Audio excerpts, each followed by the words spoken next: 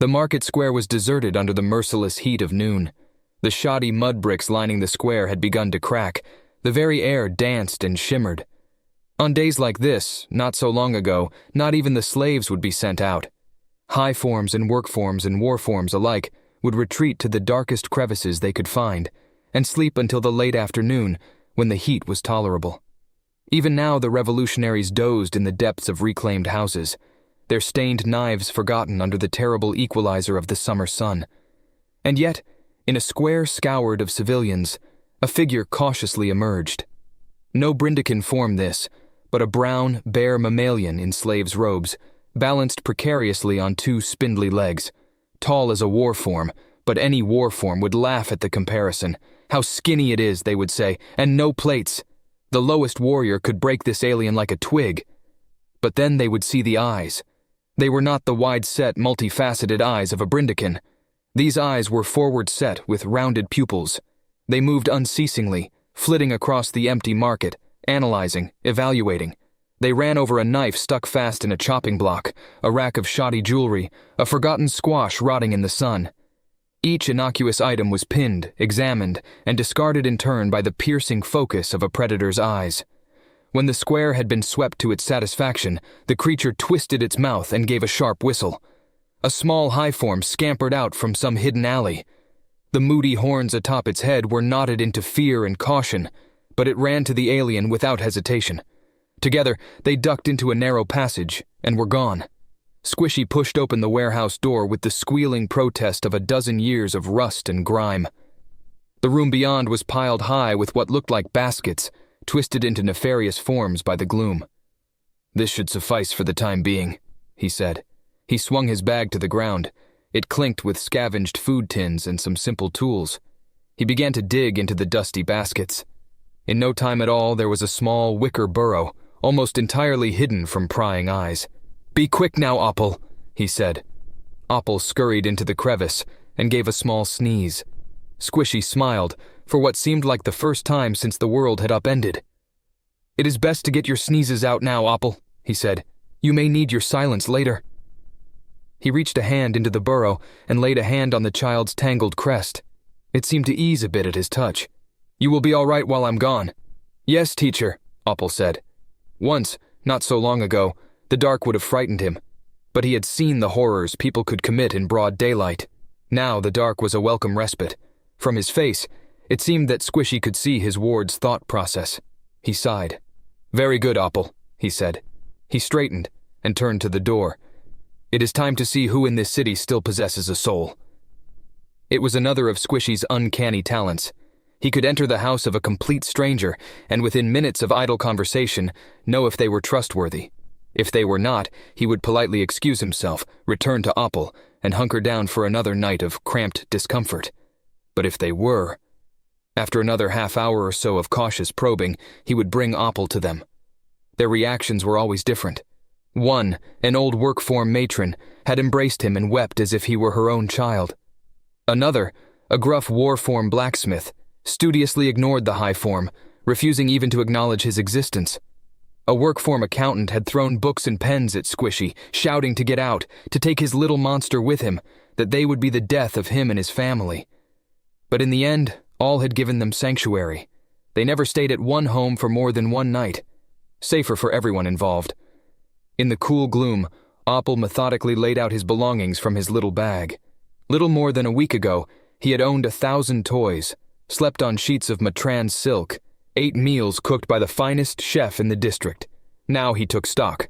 A rough blanket, a rusted pocket knife, a half-dead flash lamp he knew better than to use. As he looked at them, he felt a hollowness inside him. He could feel it ache, not for his things, his toys, his bed, his food, not for his mother, who was certainly dead. He had locked the thought of her deep, deep away in a place he dared not touch. No, the absence he felt, the memory that rose and made his eyes smart, was of days not filled with fear, spent in a small, neat room with a blackboard and a writing desk. "Teacher," Opel said, "what would you do if you were free?" It was raining, one of the occasional monsoons that would strike with a fury and rain for weeks on end. Even in the depths of his family's tower, he could hear it drumming, faint but steady. The steady scratch of chalk on the blackboard paused. I believe, Opel, Squishy said, that I would take a very long vacation. Where would you go? I would take a ship back to the Terran territories if I could, the tutor said. I have built what life I can here, but it would be good to be among humans once more. But you would come back?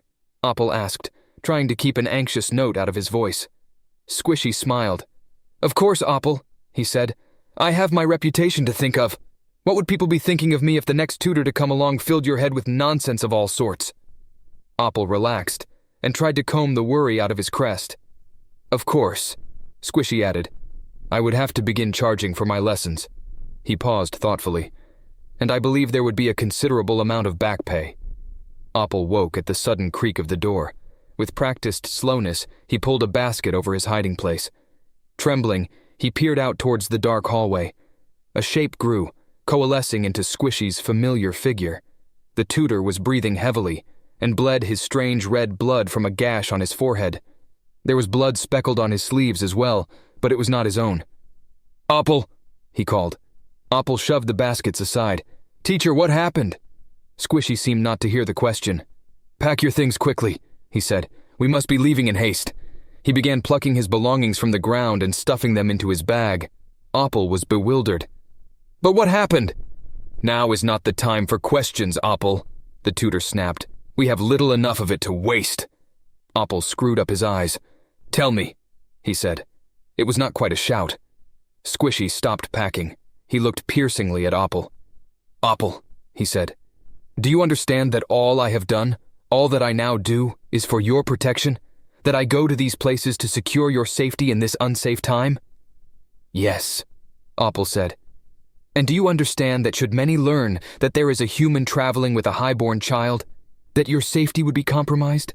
That they would seek out every hiding place until we were found, and I would no longer be able to protect you?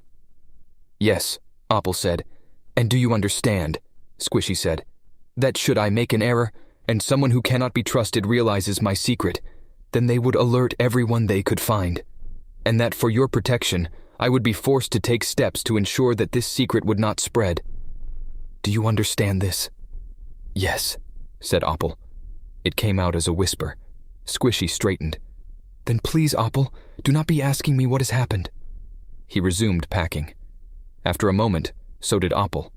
Traveling by night was more dangerous than by noon. Even in the smallest hours of the morning, small gangs of workforms wandered the city streets, clutching knives, clubs, and torches. They patrolled with less fervor than in the early bloodshed, but even now, over a week since it began, they still found the occasional high form that had survived the initial massacre. The pair's flight was measured in starts and stops, long, tense periods of hiding in the shadows, punctuated by mad, frantic rushes before the next patrol could round the corner. They did not enjoy the luxury of speech. Run was a tug forward, hide a tug downwards. For one long, agonizing moment, a workform gang paused right beside their hiding place to drink and talk. Crouched within a patch of foliage, Opel could have reached out and snatched a workform's weapon from his belt, but in time, they moved along, and then it was another dash to the next piece of cover. I believe we have but one day's journey further, Opel, Squishy said, before we reach the spaceport. They were hiding in a junkyard, tucked away inside a rusted-out vehicle. He had swept the broken glass from punched-out windows and cleared a spot to lay their blanket over jagged tears in the floor. Through a gash in the roof, Opel could see stars. What happens then? Opel asked. Then we must be rolling dice, said Squishy. If we can get to an alien craft, I can plead our case to its captain and gain passage away from the Brindican rings. If we cannot, we must settle for a local ship. The crew would undoubtedly be unwilling to aid in our endeavor. However, we would likely be able to stow away in the cargo hold. It would be more difficult, but it is an option. This is the step most full of risk, Opel, but once it is completed, we will be quite close to safety. Opel mustered up the courage for his next question. And what if they find us? He asked. What if the captain won't take us? What if they want to sell us out to the mobs? In the dark, he could sense his tutor weighing his words carefully. Then I will do what I must, he finally said. They lay there in silence, until Opel could hear Squishy's breath become slow and soft. Then, when he was sure the human was asleep, he slowly rose. With as little noise as he could, the child climbed out of their hiding place and made his way into the night. Alone. It was all pieced together quite neatly in his mind. The mobs were looking for high forms, not for humans. If a human was found harboring a high form, both would certainly be killed. But a human alone? They would be free to go as they pleased. He could not have gotten this far without Squishy, of course. But now that the end was in sight, and Opel knew what to do, there was no point endangering him anymore. Not when the risk was so high. Perhaps Squishy could protect him, but Opel was not sure if he wanted that anymore. Not when he could see time and again how much it cost his teacher to do so. When Squishy was a slave, Opel had not freed him. He had lacked the wisdom and the will to do so. But here and now, Opel saw, he could at least free his tutor from responsibility, from danger, from suspicion and exile, from violence inflicted and received. It was quite a grown-up decision, he felt. He had come to this part of the city before, when he was younger. Mother and fourth father had brought him to greet some relative or another coming in through the starport. He had been very young, but even now he could remember the way. What he had not counted on was the wandering patrols that drove him down unfamiliar alleys and strange streets. Every frantic detour to escape approaching torches took him farther from memory. In no time at all, he was hopelessly lost. Opel stopped in a small, secluded plaza off the main streets to gather his bearings. That way ran east and west, and he'd gone left to take it, and a right before that, and he was sure the street before that had been familiar, so it must be. Too late, he noticed the glow of torches growing behind him and the tread of careful feet. It wasn't until he heard the faint sound of steel clearing leather that his mind managed to piece together all the clues into one horrifying conclusion. And then there was nothing to do but turn. There were 8 of them, all work forms, all armed. Some held long knives, some short, thick clubs. In the back, Opel could see one held a huge industrial nail gun in a stocky fist. Their leader, closest to him, had one broken horn on his crest that seemed to give him a permanent sneer. He had stripped his slave's robes bare to the waist and wore a high form's blood-stained clan necklace. In his upper right hand, he held a machete. "Are you all alone, little master?" he asked. His voice was surprisingly even-toned. Opel had expected some sort of guttural growl, but the question was as genial as if they spoke in a crowded market. "Are your parents here?" Opel became painfully aware of how neatly he was trapped. His back was pressed against an iron gate. High walls flanked him on either side. His head twitched back and forth, searching for an escape. "I asked you a question, little master," Brokenhorn said. His voice took on the hint of an edge. "It would be impolite not to answer." Opel managed to shake his head wordlessly. The leader looked back at the gang and gestured with his long machete. "Keep him alive," he said. "He may be lying." He turned back to the child. "But they'll come when they hear him scream." They advanced slowly. They were in no hurry. They knew he was trapped. Opel looked at their faces, trying to find some ounce of mercy or pity. He found none. There was something unspeakably dispassionate about their expressions, as if they were performing a mindless chore. They would slaughter him as casually as they would livestock. No, not like livestock, like vermin. Opel screwed his eyes shut as they closed in. He'd been a fool to think he could survive on his own. He prayed for something. Anything. "Excuse me, gentlemen, if I may please be having your attention." The mob paused, struggling to process the unexpected voice. Then they turned. Behind them stood Squishy. With one arm, he held one work form struggling helplessly in a complex grip. In the other, he held the nail gun. "It is not my preference to cause undue harm," he said, as calmly as if he were discussing the weather. "So I would ask you all to please leave the child and be on your way." No one seemed inclined to move. Brokenhorn hefted his machete. "What's he to you?" he asked. "I am his tutor," Squishy said, "and he is my ward." Their crests flared. "House slave," the leader snarled. He took a step towards the human, raising his blade. "You traitorous chunk!" The captive workform screamed as Squishy pressed the nail gun to his palm and pulled the trigger, punching an inch-thick spike through the meat of his hand. Brokenhorn halted his charge, shocked. Squishy's voice cracked out like a whip. "Gentlemen, with each step I will be forced to cause your friend further distress," he said. "As it stands, with the proper medical attention, his hand may be restored to full working order in time." He pressed the nail gun to the sobbing workform's wrist. "Now once more," he said, "I am asking you to leave the child and be on your way." Brokenhorn looked back towards Opel. Opel could see him thinking, just 3 steps, and he would have a hostage of his own. He tensed for movement, and ka-chunk! The sound came with the crack of shattered chitin and bone, as the next bolt obliterated the workform's wrist. Brokenhorn whirled back around. "Do not be looking away from me, please," Squishy snapped. "You understand that I must treat such things as a threat and respond accordingly." He hefted his captive, who had fainted dead away. "I'm afraid his hand is now permanently maimed. However, he still possesses 3 working hands with which to ply his trade." His expression darkened. "That may change." Opel marveled at the control Squishy held over the mob. By all rights, they should have swarmed this strange alien and torn him apart. And if he had killed one of their own, they would have. But they were unprepared for this measured, methodical cruelty. Every time they threatened to come together, they were shocked back into hesitation. It was a delicate balance, and it could not hold forever, but for now he kept them paralyzed in indecision. "Opel," he said, "to me, please, with haste." Opel scurried between the work forms. He could feel the frustration and bewilderment boiling off them. One dared to glance down at him, tensed his knife. "Chunk. That is his other left hand ruined," Squishy said. "Finding work will now be quite difficult for him. I do not believe he was right-handed." Opel made it the rest of the way without issue. When Opel was by his side, Squishy heaved his unconscious captive to the ground. "Now, if you would, please take him and go," he said. "He is badly in need of medical care." Brokenhorn spared not a glance at the body. Slowly, he raised his machete to point at the tutor. "Now you have nothing. We are 7, and you are 1.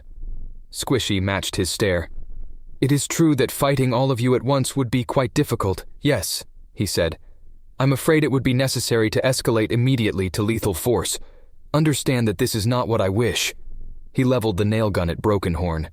"Gentlemen," he said, 9 days ago I killed a blooded warform in single combat." His voice turned cold.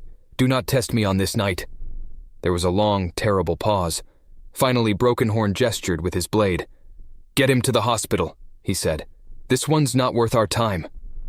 2 of the workforms came forward nervously and grabbed their comrade, dragging him carefully by his arms that had not yet been ruined. Slowly, with many glances back, they filed out of the plaza. Bringing up the tail was Brokenhorn. He stared for one long, inscrutable moment at the human and the high form before turning at last into the night. The tension broke. Opel spun to embrace Squishy, just as he dropped the nail gun and lifted the child into his arms. "Teacher," Opel sobbed. "I'm sorry I didn't—" "Hush now, Opel," said Squishy. He pressed his forehead against his student's crest. "I know why you ran, and if our circumstances were reversed, I could not say that I would not have done the same. But understand, Opel," he said, "that to lose you now would destroy me as thoroughly as any blade or bullet. I am responsible for your well-being. You must be responsible for mine. May this be our agreement?" Choked up, Opel could only nod. Squishy lowered to the ground. "Good," he said. "Let us be leaving at speed. Now the matter of finding the right ship." It was high noon. Even in their dark hiding place, looking out over the deserted spaceport, the air felt thick and choking from the heat. Through the shimmering dance of heat haze, they could see hundreds of starships, nestled together like penned birds.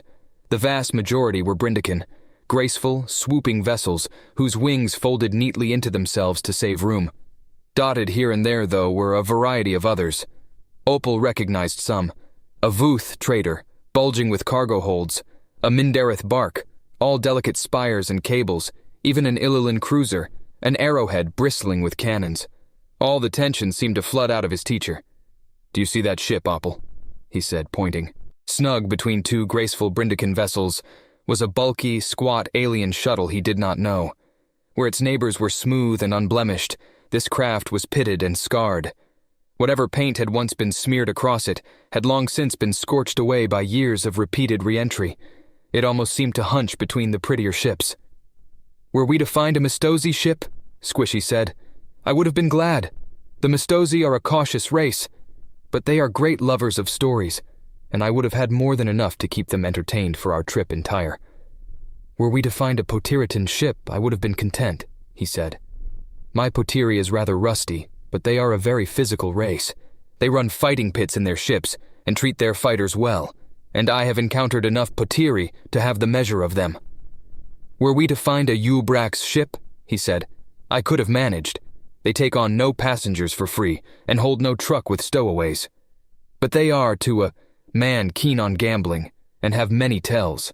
An hour at their shoaly table, and I'd likely be able to buy passage outright. But never in our terrible flight did I expect to find a ship such as the one before us now. He smiled. That Opel is a human ship.